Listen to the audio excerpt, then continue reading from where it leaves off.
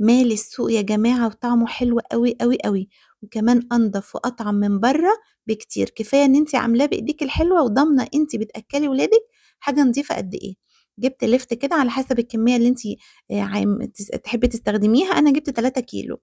قطّعته كده ونضّفته بالسكينة من أي طينة أو أي حاجة مش عاجباني، قطّعته دواير كده، هاقطّع الكمية كلّها دواير، بعد ما أخلّص كده هاروح أغسله تحت الحنفية لحد ما يبقى معايا قشطة فُلّة كده ما فيهوش أي طينة خالص.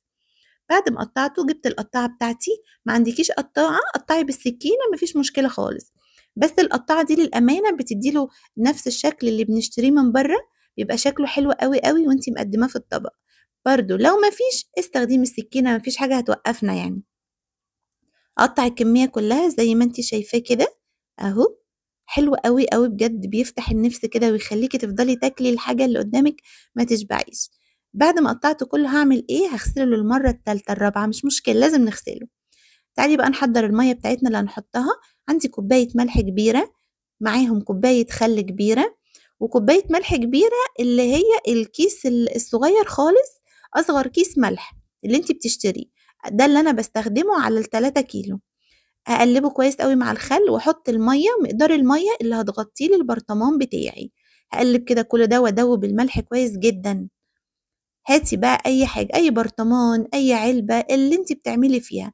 أنا باستخدم اللي هو زي الجردل الصغنّن ده، بُصّوا العروق الخضرا دي أنا مش بارميها خالص، أنا بافضل أغسل فيها لحد ما تبقى فُلّة قشطة كده، وإحنا بناكلها أكتر من لِفْت كمان.